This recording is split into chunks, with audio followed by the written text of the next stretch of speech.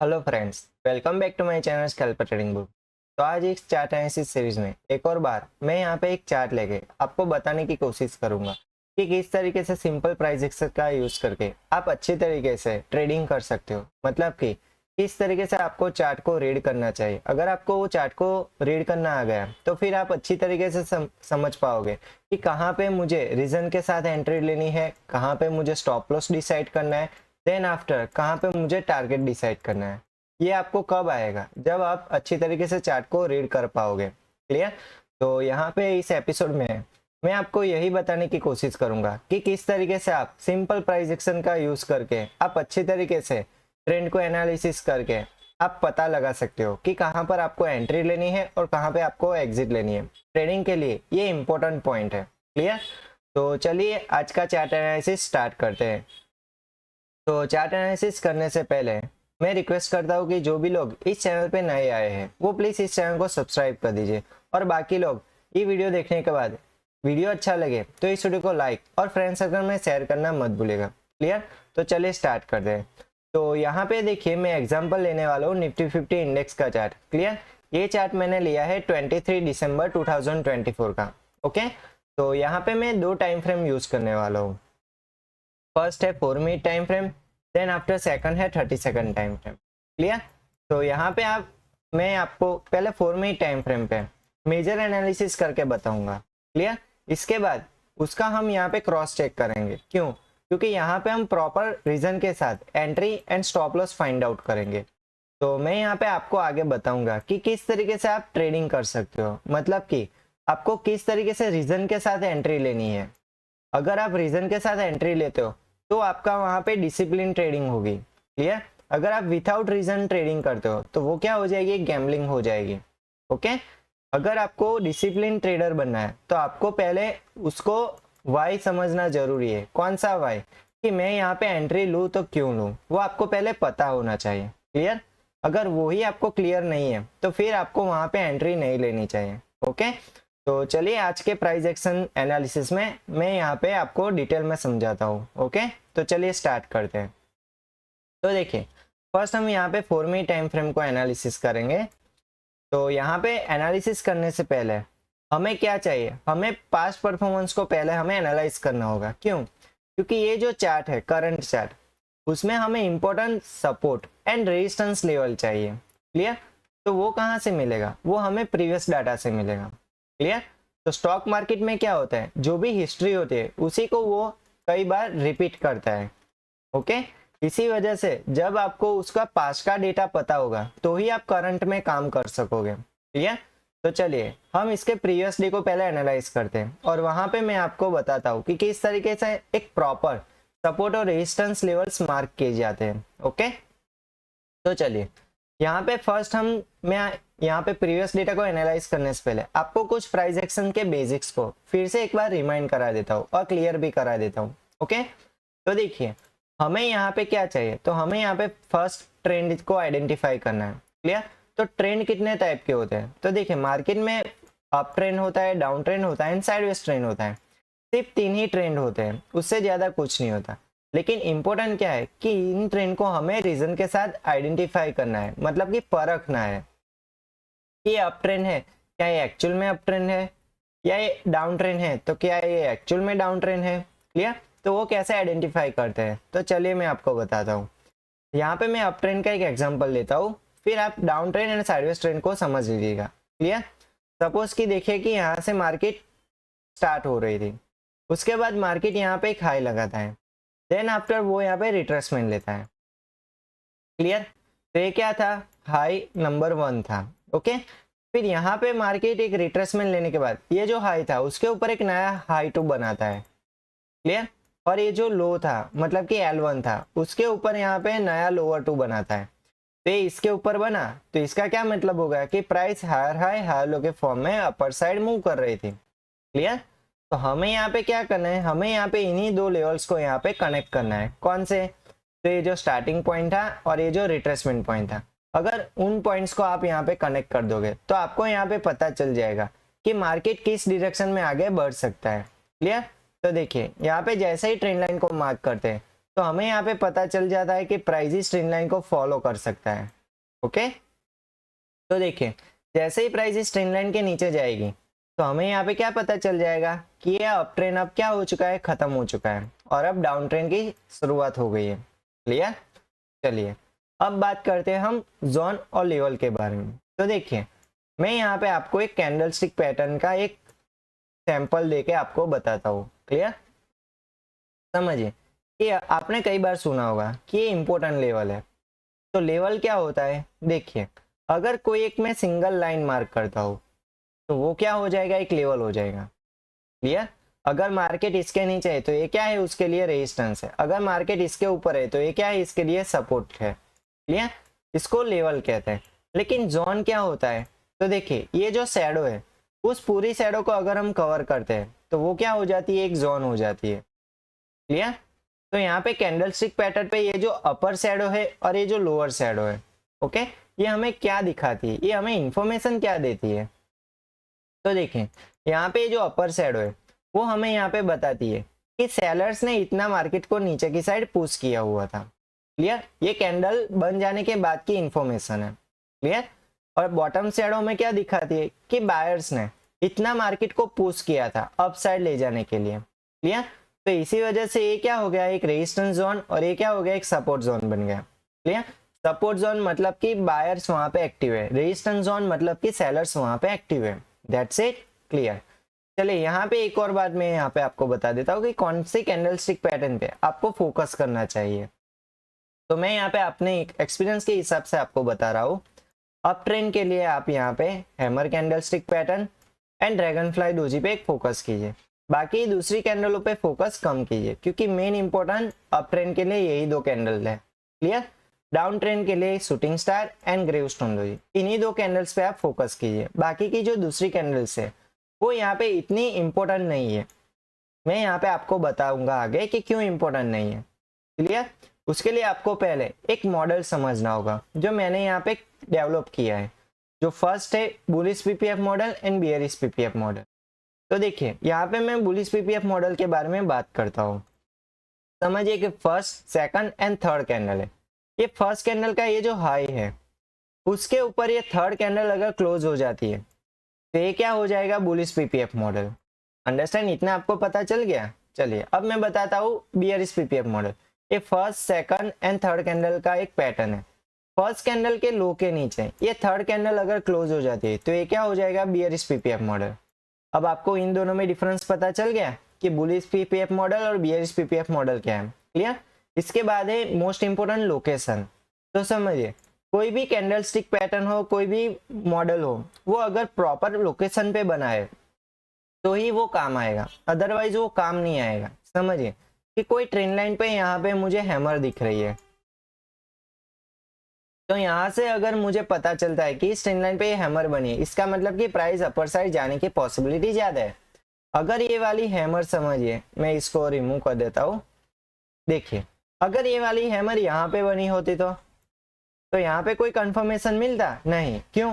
क्योंकि एक्चुअल उसका buying ratio कहाँ पे ज्यादा है, तो कि इस ट्रेंड लाइन पे, क्योंकि इस ट्रेंड लाइन पे बायर्स क्या है, एक्टिव है अप ट्रेंड में, लेकिन यहाँ पे बायर्स उतने एक्टिव नहीं हो गए। क्लियर? अंडरस्टैंड? इसीलिए कोई भी कैंडलस्टिक पैटर्न हो या कोई भी मॉडल हो, उसके लिए मोस्ट इंपोर्टेंट क्या है, लोकेशन। वो किस जगह पे बन रहा है वो इंपॉर्टेंट होता है। क्लियर? वो तो अगर बीच में भी बन रहा होता है लेकिन बीच में हमें कंफर्मेशन नहीं मिलेगा ना। ओके, चलिए तो अब मैं यहाँ पे आपको बताता हूँ कि स्विंग हाई और स्विंग लो क्या होता है। वो क्यों मैं आपको बता रहा हूँ, क्योंकि उसकी मदद से हम ट्रेंड के रेजिस्टेंस एंड सपोर्ट जोन को मार्क करने वाले। क्लियर? तो चलिए यहाँ पे सपोज कि एक अप ट्रेंड है, इसका ये जो लोअर पॉइंट है ये क्या है, स्विंग लो है, और इसका जो हायर पॉइंट है वो क्या है, स्विंग हाई है। क्लियर? तो ये स्विंग हाई हमें क्या शो करता है कि प्राइस, यहाँ पे मैं प्रॉपर तरीके से आपको बताता हूँ। चलिए सपोज कि ये अप ट्रेंड है और फिर ये अप ट्रेंड यहाँ पे खत्म हो चुका, इस ट्रेंड लाइन के नीचे अप ट्रेंड खत्म हो चुका। क्लियर? इसका ये जो बॉटम पॉइंट है ये इससे बाइंग स्टार्ट हुई थी, मतलब कि यहाँ पे क्या है, सपोर्ट जोन है। क्लियर? और फिर ये जो इसका ये जो पिक पॉइंट है वहां से सेलिंग स्टार्ट हुई थी, इसी वजह से तो ट्रेंड यहाँ पे रिवर्स हो गया। क्लियर, मतलब कि यहाँ पे क्या है, सेलर्स एक्टिव है, तो ये क्या बन जाएगा, रेजिस्टेंस जोन, और ये क्या बन जाएगा, बाइंग जोन। क्लियर, तो अब हम यहाँ पे इसी का यूज इस चार्ट पे करेंगे, मतलब कि प्रीवियस डेटा में। तो अब आपको इजीली पता चल जाएगा कि किस तरीके से इंपॉर्टेंट लेवल्स को मार्क करना है। अंडरस्टैंड, चलिए यहाँ पे मैं आपको बताता हूँ। तो देखिए मार्केट कहाँ से ओपन हुआ था, तो कि यहाँ से ओपन हुआ है, प्रीवियस मार्केट यहाँ से क्लोज हुआ था। तो ये ओपनिंग कैसी है, नॉर्मल ओपनिंग है, नहीं कोई गैप अप है नहीं कोई गैप डाउन है। क्लियर, तो चलिए अब बढ़ते आगे। अब इसके बाद हमें चेक करना है कि ट्रेंड कौन सा लिया था। तो ट्रेंड के लिए हमें क्या चाहिए, starting point and retracement point. तो देखिए यहाँ से मार्केट स्टार्ट होती है, फिर यहाँ पे लो लगाती है। क्लियर, फिर मार्केट इसके हाई के ऊपर मार्केट चला जाता है। ओके, और फिर मार्केट इसके लो के नीचे गिरता है, बराबर। तो यहाँ पे मुझे कोई कंफर्मेशन मिला नहीं, क्यों, क्योंकि यहाँ पे मुझे कोई स्टार्टिंग या रिट्रेसमेंट पॉइंट नहीं मिला जिसकी मदद से मैं पहचान पाऊँ कि यहाँ पे कोई ट्रेंड लाइन काम कर रही है।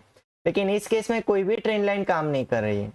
ओके, तो यहाँ पे मुझे क्या देखने को मिला, तो देखिए अपर साइड ये जो रेजिस्टेंस फेस किया था इस साइड में, जिससे मार्केट गिरा था, उसके बाद तो ये डाउन ट्रेंड स्टार्ट हुआ था, और उसके पहले ये थोड़ा सा क्या था, अप ट्रेंड था, जहां पे प्राइस इस वाले लेवल पे सपोर्ट बनाया था। देखिए यहाँ पे क्या बनाया था, सपोर्ट बनाया था, और यहाँ से बाइंग स्टार्ट होते हुए यहाँ पे एक रेजिस्टेंस फेस करता है। देन आफ्टर मार्केट इस लेवल को ब्रेक डाउन करके नीचे की ओर गिरता है, तो ये क्या हो जाएगा, सपोर्ट जोन, और ये क्या बन जाएगा, रेजिस्टेंस जोन। अंडरस्टैंड, चलिए तो इन्हीं दोनों लेवल्स को हम यहाँ पे मार्क करते हैं, जिससे हमें क्लियरिटी मिले कि एक सपोर्ट जोन है और ये क्या है, एक रेजिस्टेंस जोन है। क्लियर, चलिए इसके बाद प्राइस के यहाँ से इस लेवल को ब्रेक डाउन करते हुए दोबारा से यहाँ पे सपोर्ट बनाता है। सपोर्ट बनाने के बाद ये जो लेवल ब्रेक डाउन किया था उसको दोबारा से यहाँ पे ब्रेकआउट करता है। क्लियर, तो ये क्या बन जाएगा, एक नया सपोर्ट लेवल। तो यहाँ पे हम इस लेवल को भी कंसिडर करेंगे, क्यों, क्योंकि डाउन ट्रेंड यहाँ पे खत्म था। देखिए ये जो डाउन ट्रेंड था, यहाँ से इस लेवल का जो ब्रेकआउट आया है उसके बाद ये डाउन ट्रेंड खत्म हो चुका है। क्लियर, इसी वजह से हमने यहाँ पे सपोर्ट जोन मार्क किया है। अंडरस्टैंड, चलिए इसके बाद ये ट्रेंड कहाँ पे आज जाके खत्म होता है, तो देखिए हाई देन आफ्टर लो, तो यहाँ पे मुझे रिट्रेसमेंट देखने को मिला। क्लियर, तो यहाँ पे मैं क्या करूंगा, इस ट्रेंड लाइन को मार्क करूंगा।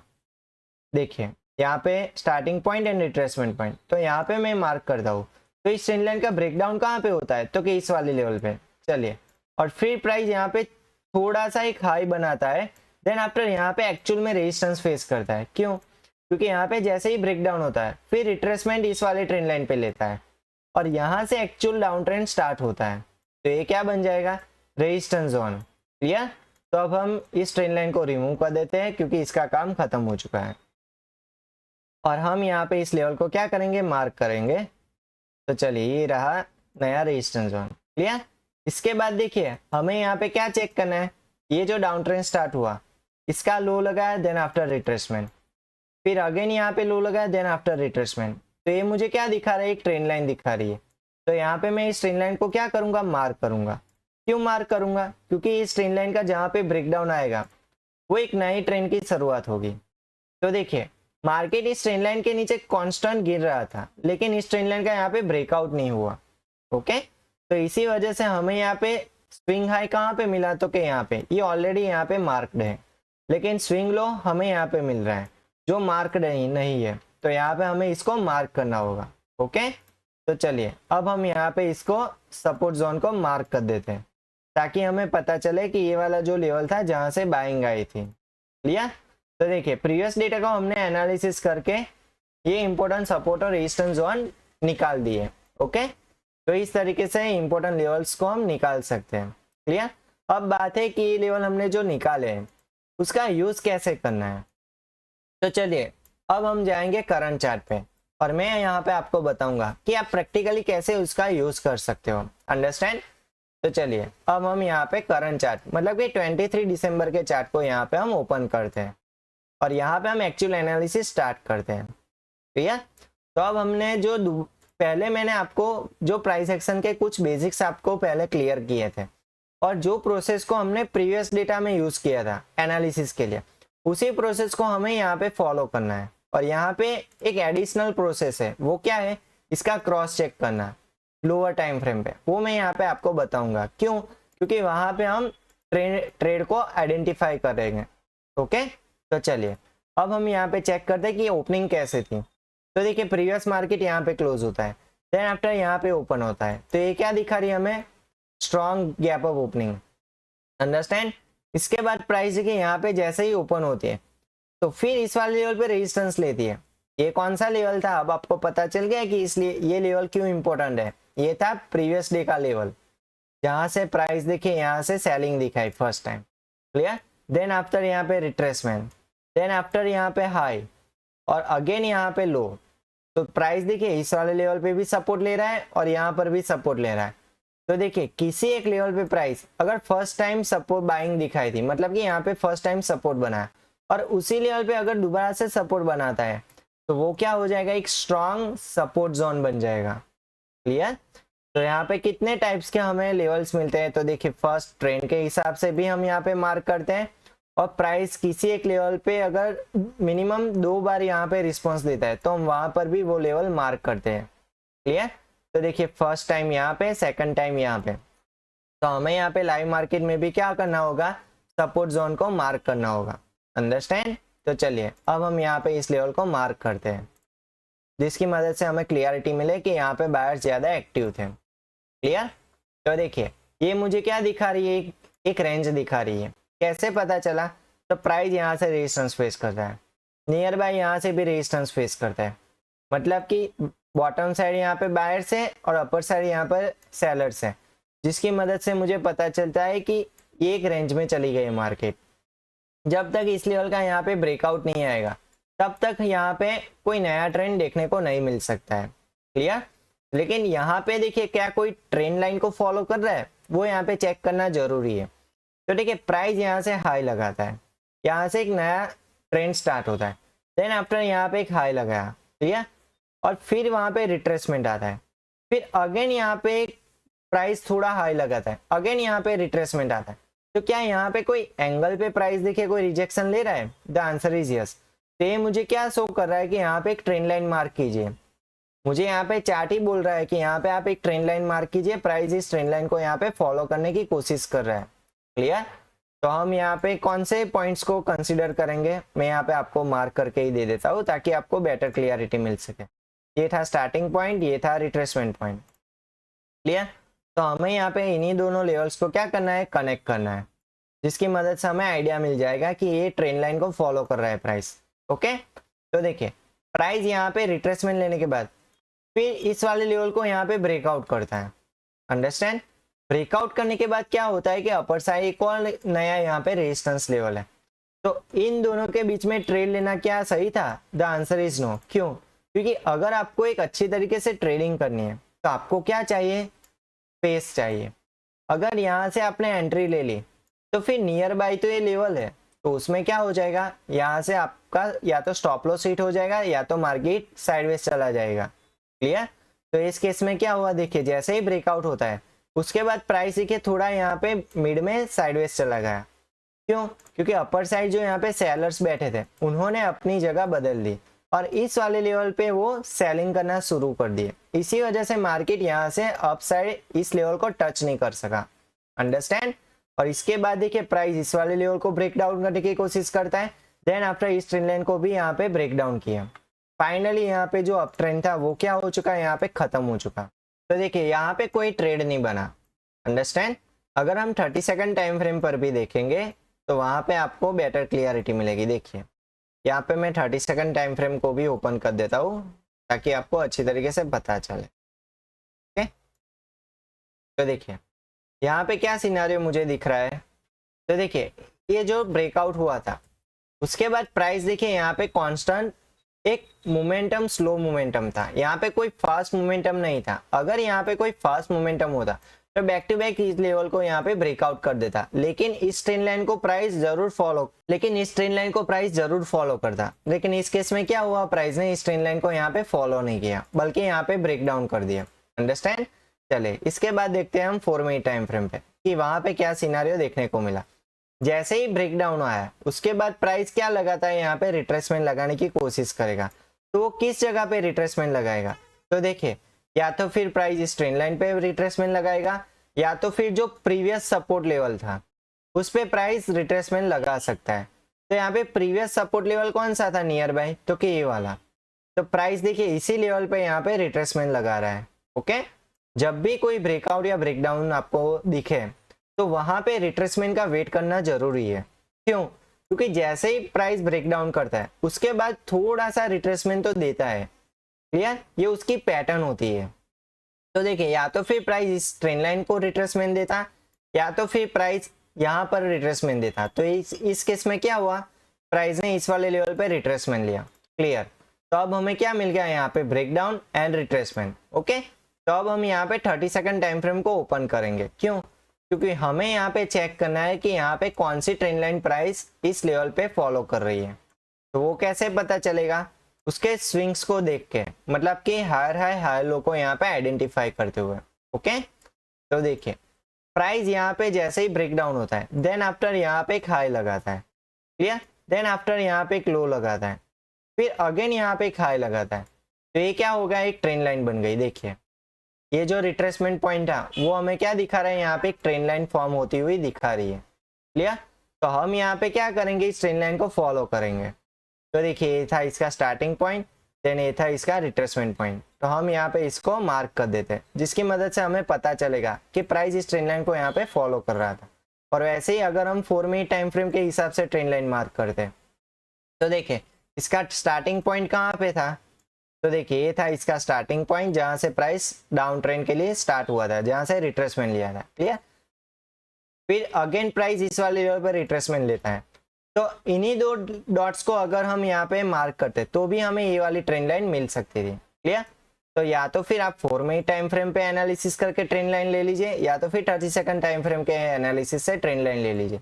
लेकिन अगर आप नए चार्ट एनालिस्ट हो तो आपको 4 मिनट टाइम फ्रेम को ही पहले कंसीडर करना चाहिए। जैसे जैसे आपका एक्सपीरियंस बढ़ेगा वैसे वैसे आप 30 सेकंड टाइम फ्रेम में भी आप पहचान पाओगे कि ये जो नॉइज है उसको क्लियर करने के बाद मुझे क्लियर ये वाली ट्रेंड लाइन यहाँ पे दिख रही है। क्यों? क्योंकि 30 सेकंड टाइम फ्रेम में नॉइज ज्यादा होता है। यहाँ पे क्या होता है, नॉइज ज्यादा होता है, लेकिन मेजर टाइम फ्रेम में नॉइज कम होता है।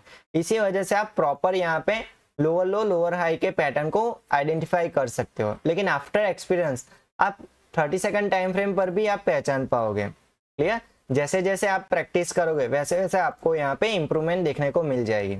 अंडरस्टैंड? चलिए अब आते हैं दोबारा से 30 सेकंड टाइम फ्रेम पे। तो यहाँ पे अब हमें क्या करना है, तो देखिए जैसे ही प्राइस ये फर्स्ट एंड सेकंड पॉइंट हमें मिल गया तो यहाँ पे जैसे ही प्राइस नियर बाय दोबारा से इस ट्रेंड लाइन को फॉलो करें तो एट अ टाइम हम वहाँ पे एडवांस ऑर्डर प्लेस करके एंट्री प्लान कर सकते हैं। अंडरस्टैंड? तो ये क्या हो जाएगी, proper price action based trend line trading हो जाएगी। क्लियर? और फिर वहां पे हमें एक प्रॉपर रीजन के साथ एंट्री भी मिल जाएगी। तो देखिए यहाँ पे मैं रिस्क रेशियो को चेक करके आपको बताता हूँ कि यहाँ पे कौन सा सिनेरियो बन रहा था। तो देखिए थोड़ा चार्ट में यहाँ पे जूम कर देता हूँ। तो प्राइस देखिए यहाँ पे इस ट्रेंड लाइन को टच कर रहा है। ओके, देन अगेन यहाँ पे कौन सी कैंडलस्टिक पैटर्न बन रही है, देखा आपने, ये था शूटिंग स्टार जो मैंने आपको वीडियो के स्टार्टिंग में बताया था। डाउन ट्रेंड के लिए shooting star and gravestone doji आपको फोकस में रखना है। क्लियर? क्यों बताया था, क्योंकि आपको 30 सेकंड टाइम फ्रेम पे यही दो कैंडल्स मैक्सिमम आपको मिलने वाली है और इसी कैंडल्स पे आपको यहाँ पे ट्रेडिंग करनी है। क्लियर?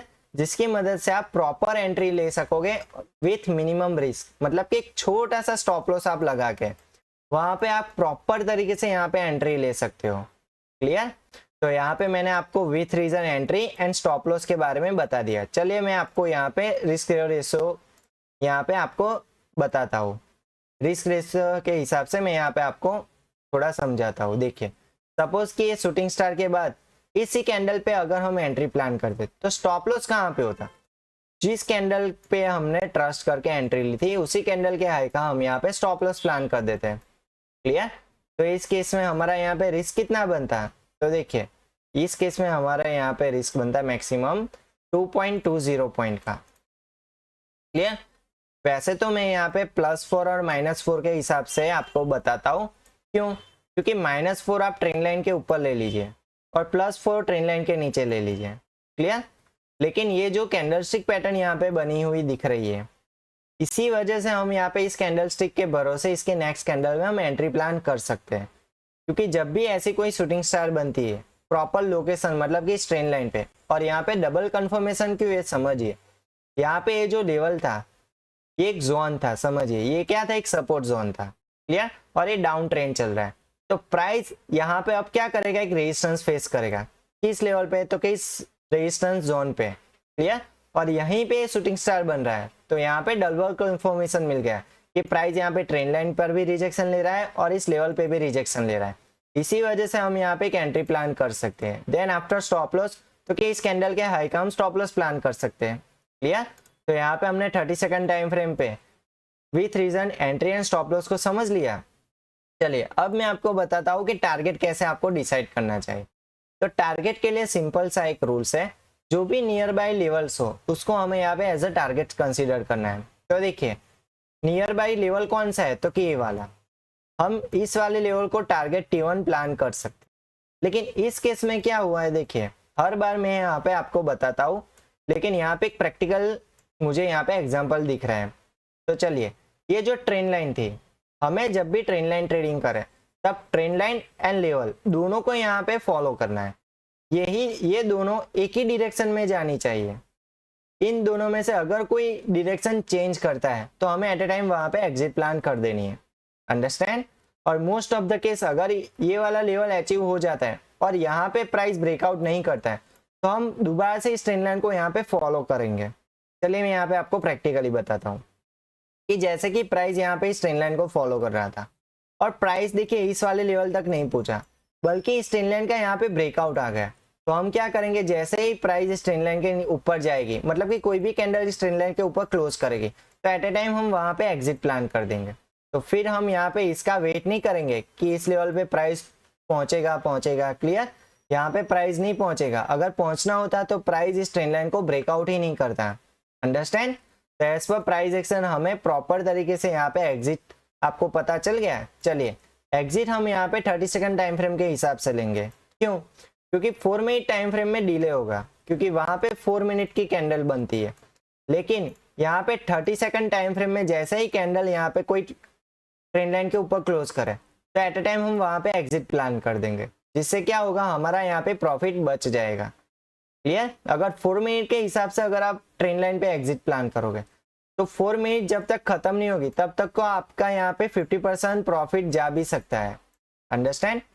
चलिए तो देखिए यहाँ पे अगर हम एग्जिट प्लान करते तो हमारा रिवर्ड कितना होता, सपोज कि इस वाले लेवल पे हम एग्जिट प्लान करते यहाँ पे एग्जिट, तो देखिए हमारा यहाँ पे रिस्क बनता 2.20, देन आफ्टर इस पे हमारा प्रॉफिट बनता 43.20।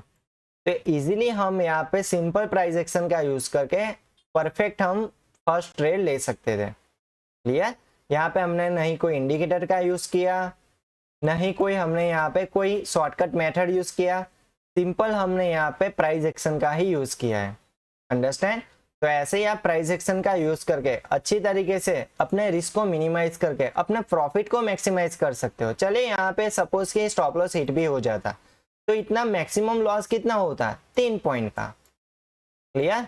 यहाँ पे कोई 30 पॉइंट का रिस्क नहीं था हमारा, सिंपल 2.20 एग्जैक्ट यहाँ पे अपना रिस्क बनता, अंडरस्टैंड। लेकिन यहाँ पे आपको एक्टिव रहना पड़ता, स्पीड में यहाँ पे आपको एंट्री लेनी पड़ती, अंडरस्टैंड। क्यों, क्योंकि यहाँ पे हम स्कैल्पिंग कर रहे हैं, यहाँ पे कोई इन्वेस्टमेंट नहीं कर रहे हैं, अंडरस्टैंड। चलिए अब बढ़ते हैं आगे। अब हम यहाँ पे 4 मिनट टाइम फ्रेम पे देखते हैं कि क्या सिनेरियो बन सकता है।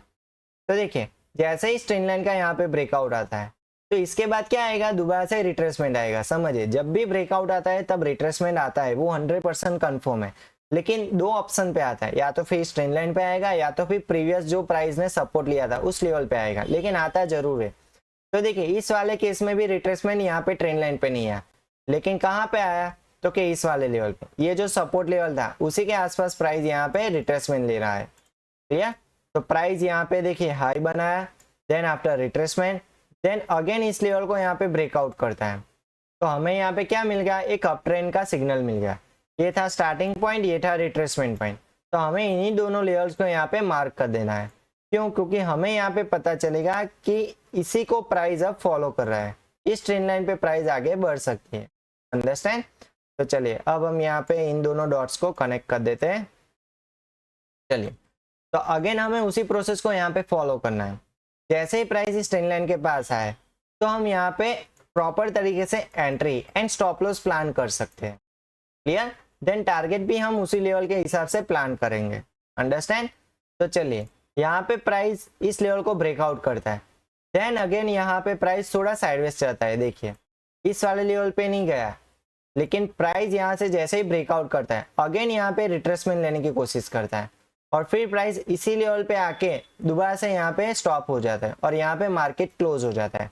तो इस वाले अप ट्रेंड में हमें कोई अपॉर्चुनिटी नहीं मिली। अगर प्राइस इस ट्रेंड लाइन को टच करता तो हम दोबारा से यहाँ पे छोटा सा रिस्क लेके एंट्री ले सकते थे। यहाँ पे अपना रिस्क कितना लगता, मैक्स टू मैक्स हमारा यहाँ पे 4 पॉइंट का रिस्क लगता। ठीक, अगर लेकिन रिस्क लेने में हमारा यहाँ पे अपनी डायरेक्शन में ट्रेड चला जाता तो हमें स्टॉप लॉस से ज्यादा प्रॉफिट मिल सकता था, जैसे कि मैंने आपको प्रीवियस इस वाले ट्रेड में आपको बताया था। अंडरस्टैंड। तो ऐसे ही आप छोटा छोटा रिस्क लेके, लेकिन रीजन के साथ रिस्क लेके आप अच्छी तरीके से ट्रेडिंग कर सकते हो। इसकी वजह से क्या होगा, आपको कोई डिस्टर्बेंस नहीं होगा, आपकी कोई साइकोलॉजी डिस्टर्ब नहीं होगी। क्लियर? और इससे आप ओवर ट्रेडिंग करने में भी बचोगे। ओके, तो ये डिसिप्लिन होनी चाहिए। जो भी स्कैल्पर होते हैं उसमें ये डिसिप्लिन होनी चाहिए, क्योंकि उसी वजह से आप एक अच्छे प्रॉफिटेबल ट्रेडर बन सकते हो। अंडरस्टैंड। तो चलिए इसी के साथ आज का ये चार्ट एनालिसिस एपिसोड हम यहाँ पे खत्म करते हैं। तो आई होप आपको आज के इस एपिसोड में पता चला होगा कि किस तरीके से एक्चुअल में आपको प्राइस एक्शन का यूज करके अच्छी तरीके से विथ रीजन के साथ आपको ट्रेडिंग करनी चाहिए। अंडरस्टैंड। किस तरीके से चार्ट को रीड करना चाहिए, कैसे चार्ट पे लेवल्स मार्क करते हैं, मोस्ट ऑफ द केस कैसे ट्रेंड को हमें आइडेंटिफाई करना चाहिए। कितने को यही नहीं पता होता कि ट्रेंड कौन सी डायरेक्शन में जा सकता है, लेकिन किस रीजन के साथ अप ट्रेंड जा रहा है। ओके, तो यहाँ पे मैंने आपको बताया कि रीजन भी पता होना चाहिए कि ये अप ट्रेंड जा रहा है तो किस रीजन के साथ जा रहा है।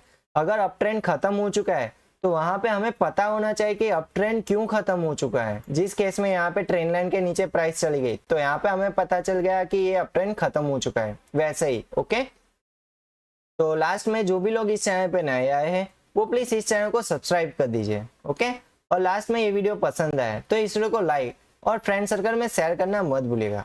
तो मिलते हैं अगले नए चार्ट एनालिसिस एपिसोड में, तब तक के लिए गुड बाय।